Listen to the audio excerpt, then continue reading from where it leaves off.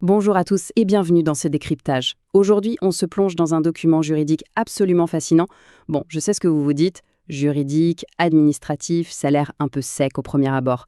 Mais détrompez-vous, ça change radicalement la façon dont les élus abordent les consultations du fameux CSE en France. Le cœur de ce texte repose sur une idée toute bête mais redoutable, le temps. Ce n'est pas juste une contrainte qu'on subit, c'est un outil, et c'est même le levier numéro 1 du dialogue social. C'est une vraie partie d'échec en fait, un combat de David contre Goliath, où maîtriser l'horloge devient l'arme absolue. D'ailleurs, regardez bien cette phrase. Une réunion CSE se gagne ou se perd avant même qu'elle ne commence, par le timing. Cette citation tirée de notre source pose parfaitement les bases. On a tous tendance à penser que la négo, le grand débat, ça se passe le jour J, autour de la table avec la direction. Eh bien, l'analyse juridique nous dit tout l'inverse. Le succès, il est dicté par l'horloge bien avant que qui que ce soit ne prenne place. Bref, la stratégie ne s'improvise pas en séance, elle se construit directement sur le calendrier. Alors, première grande étape de notre décryptage, le déclenchement de la consultation. Concrètement, quand est-ce que ce fameux chronomètre démarre vraiment? C'est la question fondamentale pour ne pas se faire avoir. Et c'est là qu'on tombe sur le premier gros piège. Il y a un mythe absolu qui consiste à croire que le délai ne commence que lorsque le dossier fourni par l'employeur est parfait, complet jusqu'à la toute dernière virgule. C'est une erreur monumentale. La réalité juridique est beaucoup plus tranchante. Le chrono démarre à la minute même où une documentation, même incomplète, même bourrée de trous, vous est formellement remise. Attendre le dossier parfait pour commencer à compter les jours, c'est une illusion d'optique fatale qui fait perdre un temps d'analyse précieux à beaucoup trop d'élus. Du coup, il faut avoir l'œil sur les déclencheurs officiels. La source liste des actions très précises. Le compte à rebours démarre, par exemple, quand les documents sont déposés dans la BDSE.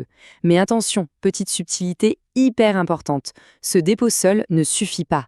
Il faut obligatoirement qu'il soit accompagné d'un email d'information envoyé à tout le CSE, y compris les suppléants et les représentants syndicaux. C'est ce mail-là qui sert de coup de pistolet.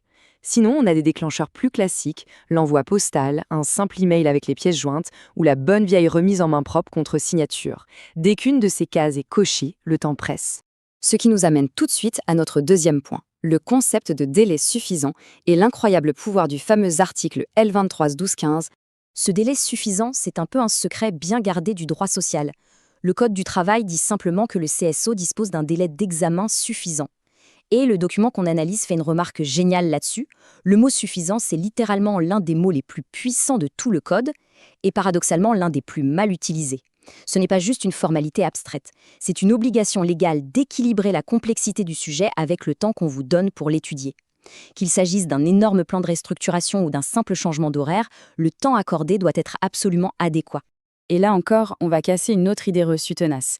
Beaucoup s'imaginent que ce délai suffisant commence dès qu'on reçoit la convocation à la réunion. Faux, archi faux. La règle est claire, le délai ne démarre que lorsque les infos nécessaires pour vraiment comprendre le sujet sont transmises ou mises à disposition. Concrètement, recevoir une simple invite à Outlook de la direction, ça ne fait pas tourner le compteur si les rapports financiers ou les plans de réorganisation n'y sont pas attachés.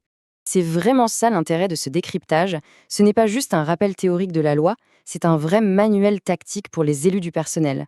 Ça nous montre que la loi offre des outils incroyables, mais que c'est aux représentants de s'en emparer activement pour arrêter de subir l'agenda imposé par la direction. C'est ce passage de la théorie à la pratique sur le terrain qui permet de rééquilibrer les forces. Passons donc à notre dernière partie, reprendre le contrôle du temps.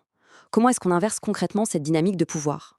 L'idée, c'est d'arrêter d'être sur la défensive et de passer à l'offensive dès les premières secondes. À chaque démarrage de consultation, le plan d'action recommandé tient en 3 étapes. 1. Rédiger une résolution majoritaire. Attention, pas juste une petite plainte orale perdue dans le brouhaha, non, un vrai acte juridique fort. 2.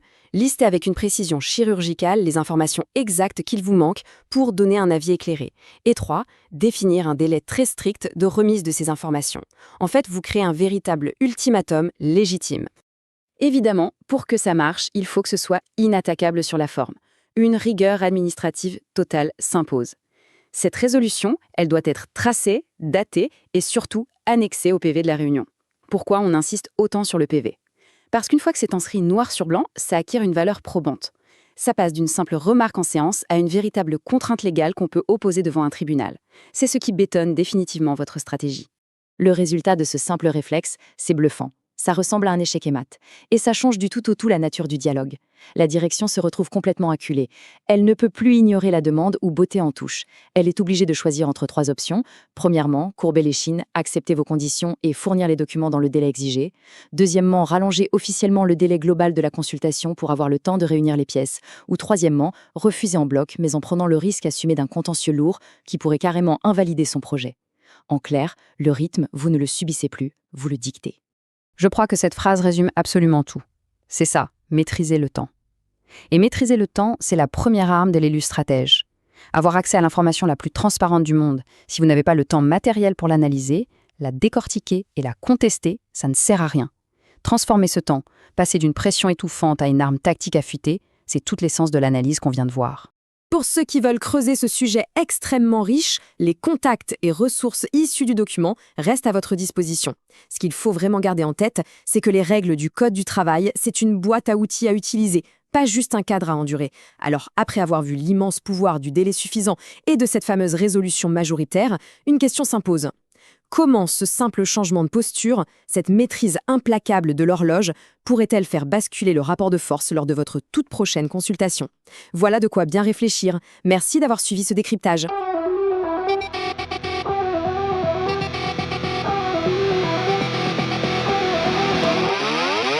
Propulsez votre avenir avec Synergie RP.